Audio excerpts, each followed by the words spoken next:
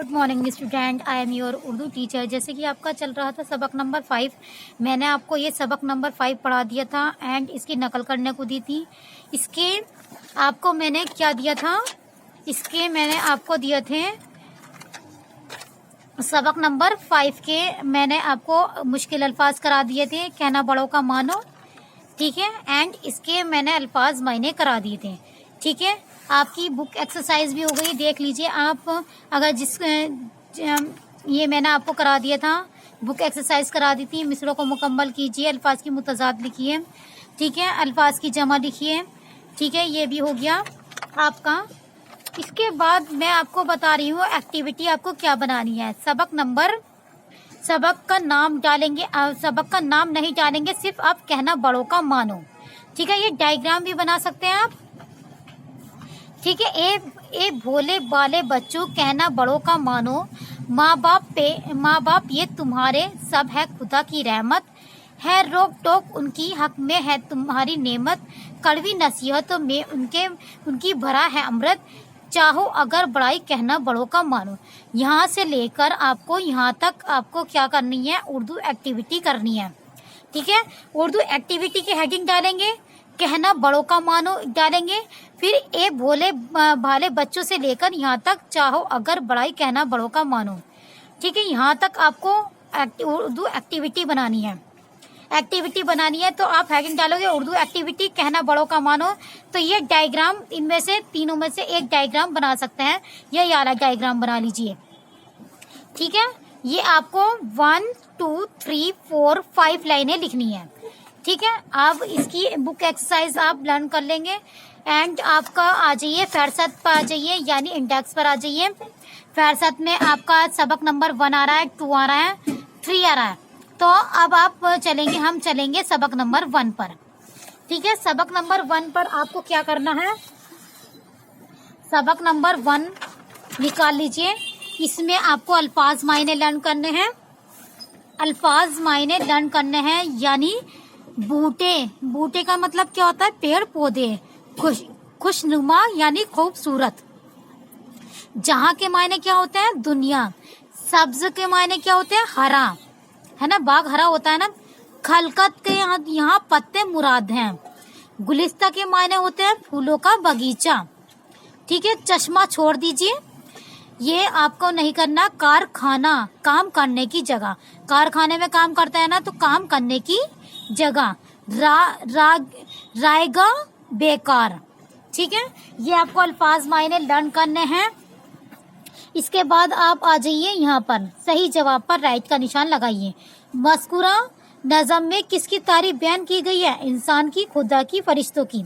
अब आप इसमें देखो चैप्टर में तारीफ उस खुदा की, तो खुदा की तारीफ बयान की गई है ना, तो खुदा की तारीफ पर टिक लगा लीजिए।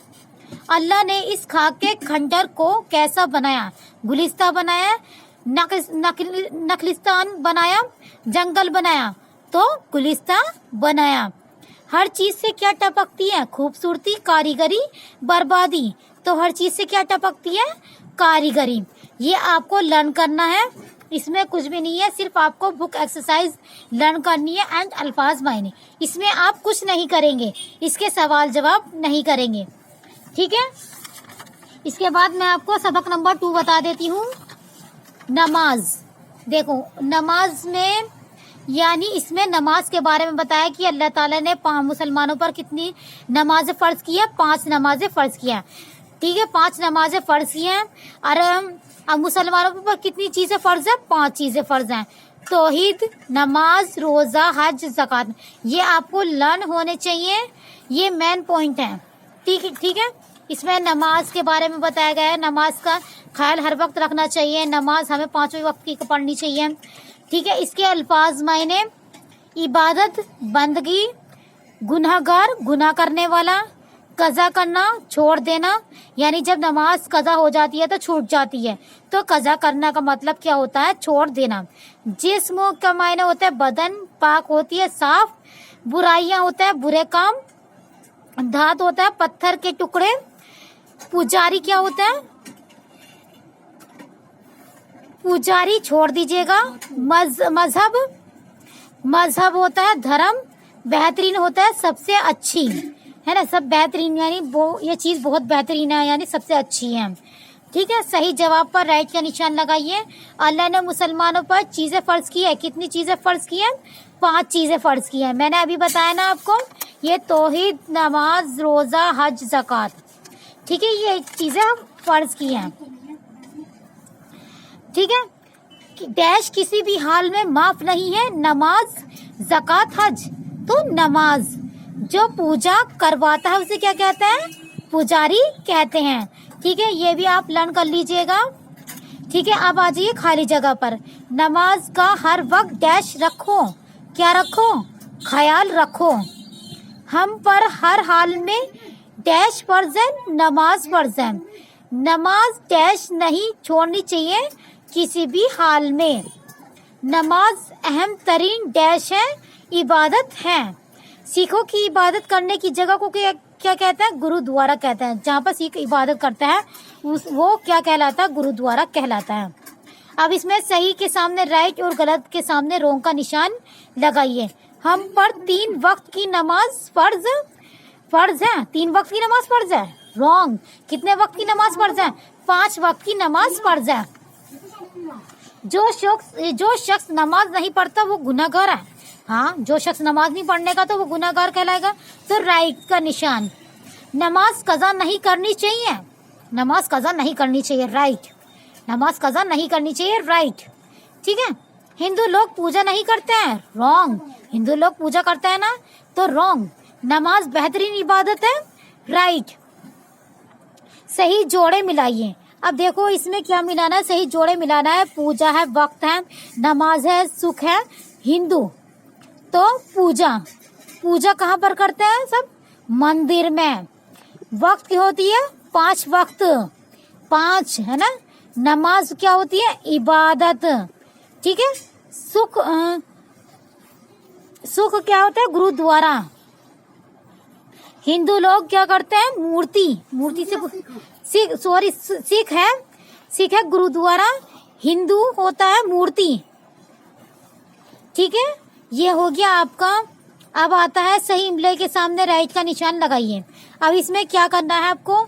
जो अल्फाज सही है, जो अल्फाज सही लिखा हुआ उस पर राइट का निशान लगाना, जो अल्फाज गलत है उस पर रॉन्ग का निशान लगाना। जैसे असर, एन सीन रे, असर, सीन नहीं आएगा, स्वाद आएगा। तो इसमें दोनों में से कौन सा सही है? स्वाद वाला, एन स्वाद रे, असर। मगरिब में, मगरिब ये नहीं होता, मगरिब होता है, गैन की आवाज आ रही है तो इसमें गैन वाला सही होगा, मगरिब। याला रॉन्ग हो जाएगा। जोहर होता है, जोहर होता है, तो जोहर कौन सा वाला है आएगा? याला है आएगा। ठीक है, जोहर। ईशा होता है, ईशा होता है, ईशा।